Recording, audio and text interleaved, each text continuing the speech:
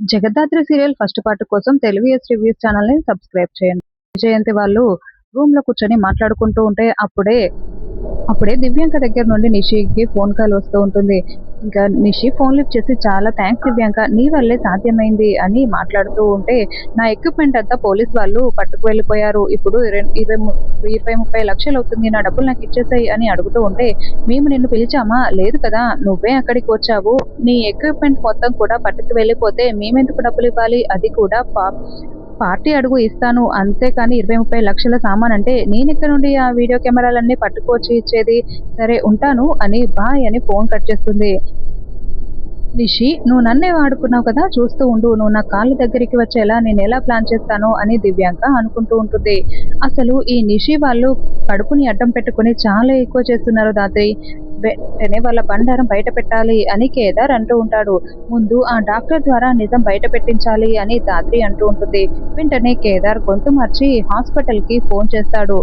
అలా డాక్టర్ కి phone కలపగానే, madam నేను సుధాని మాట్లాడుతున్నాను అని దాత్రి అంటే, అలాంటి పేరుతో నేను ఎవరికి ట్రీట్మెంట్ చేయలేదే అని ఆవిడ అంటూ ఉంటుంది.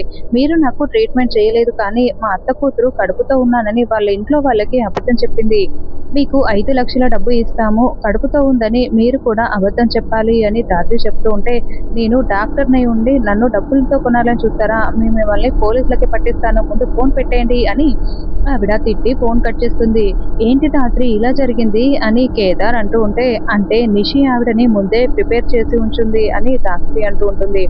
అంతకు ముందు జరిగిన సంఘటన చూపిస్తూ ఉంటారు. జగదాత్రి నీకు ఫోన్ చేస్తే ఖచ్చితంగా మిమ్మల్ని టార్గెట్ చేస్తుంది, తిట్టి ఫోన్ పెట్టేయండి, నేను చెప్పినట్లే చేయండి అని నిషి ప్లాన్ ప్రకారం ఇప్పుడు డాక్టర్ అలా చెప్పి ఉంటుంది. ఏంటి బాబాయ్ బాధపడుతున్నారా అని కౌశికి బయట కూర్చొని ఆలోచిస్తున్న సుధాకర్ దగ్గరికి వచ్చి అడుగుతూ ఉంటే, అసలు జగదాత్రి కేదార్ ఈ ఇంటికి ఎంత చేశారో నాకు చాలా బాగా తెలుసమ్మా, కానీ నా కళ్ళ ముందరే నిషిని పక్కకు తోయడం నేను చూశానమ్మా, ఇంకా నేనే నమ్మలేకపోతున్నా, కానీ కళ్ళతో చూస్తుంది నమ్మకుండా ఉండలేం కదా, జగదాత్రిని ఈ విషయంలో మాత్రం నేను అస్సలు క్షమించలేను అని సుధాకర్ చెప్తూ ఉంటే, అది కాదు బాబాయ్, మనకు తెలియకుండా ఏమైనా జరిగుండొచ్చు అని కౌశికి అంటే, నా కళ్ళతో నేను చూశానమ్మా, నేనైతే జగదాత్రిని జీవితంలో క్షమించను అని సుధాకర్ చెప్తూ ఉంటే, యువరాజ్ ఇదంతా చాటుగా వింటూ చాలా హ్యాపీగా ఫీల్ అవుతూ ఉంటాడు. ఏంటి యువరాజ్, ఎందుకు సంతోషంగా ఉన్నావు, సీఈఓ కాబోతున్నావనా అని నిషి వైజయంతి అడుగుతూ ఉంటారు. కాదు, జగదాత్రిని జీవితంలో క్షమించలేనని అక్కతో నాన్న చెప్తుంటే విన్నాను అని యువరాజ్ చాలా సంతోషంగా చెప్తూ ఉంటాడు. అంటే వీరశంకర్ ప్రజ వల్ల మామయ్య కేదార్ని కొడుకుగా నిజం ఒప్పుకున్న కూడా జగదాత్రిని మాత్రం అసలు క్షమించడు, కాబట్టి వాళ్ళు జీవితాంతం ఏడుస్తూనే ఉంటారు, నువ్వు సీఈఓ అయిపోతావు, కంపెనీ మన చేతికి వస్తుంది అని నిషి వాళ్ళంతా చాలా సంతోషపడుతూ ఉంటారు. తర్వాత రాత్రికి కేదార్ గులాబ్ పూలు ఇచ్చి ఐ లవ్ యూ చెప్తూ ఉంటాడు. మరోవైపు వైజయంతి మొక్కలకి నీళ్లు పడుతూ ఉంటే, పాపారాయుడు ఒక చేత్తో పళ్ళ బుట్ట పట్టుకొని మరో చేత్తో వైజయంతి నోరు మూసేసి కిడ్నాప్ చేసినట్లుగా అటాక్ చేస్తూ ఉంటాడు. అది చూసేసిన దాత్రి కేదార్ పరుగులు పెడుతూ అక్కడికి వస్తారు. దాత్రి, వెంటనే పోలీసులకి ఫోన్ చేయి, ఇతనెవరో మా పిన్నినే కిడ్నాప్ చేయబోతున్నాడు అని కేదార్ అతని కాలర్ పట్టుకొని నిలదీస్తూ ఉంటే, అవునని దాత్రి కూడా అంటూ ఉంటుంది. అది కాదమ్మి, నేను చెప్పేది విను అని వైజయంతి చెప్తూ ఉంటే, అబ్బి ఒకసారి నేను చెప్పేది వింటావా అని పాపారాయుడు అంటూ ఉంటాడు.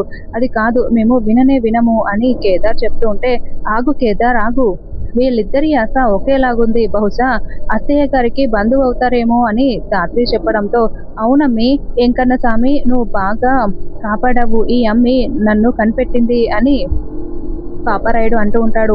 అవును, నన్ను ఇలాగే ఏడిపిస్తూ ఉంటాడు అని వైజయంతి మా అన్న అని చెప్పడంతో, ఇలా ఏడిపిస్తూ ఉండడం మా అయ్యన్నకి అలవాటేలే అని వైజయంతి అంటూ ఉంటుంది. అంటే మా చెల్లికి ఏమీ కాకుండా మీరిద్దరూ కాపాడడానికి వచ్చారు, అసలు మీ ఇద్దరిని ఇంతకు ముందు ఈ ఇంట్లో ఎప్పుడూ చూడలేదే, ఎవరు మీరు అని అతను అడుగుతూ ఉంటాడు. ఎలా ఉన్నావన్నా అని వైజయంతి అంటూ ఉంటే, సరే నేను బాగున్నాను, నువ్వేం చేయకుండా ఉండవు కదా, అందుకేలే తలెత్తుకొని తిరుగుతున్నాను, ఇంతకీ వీళ్ళెవరు అని అడుగుతూ ఉంటే, సుధాకర్ మామయ్య గారి అని తాతయ్య చెప్పబోతూ ఉంటుంది. బయటే నిలబడా, లోపలికి వెళ్ళి మాట్లాడుకుందాం రా అని వైజయంతి పాపారాయుడును లాక్కు వెళ్తూ ఉంటుంది.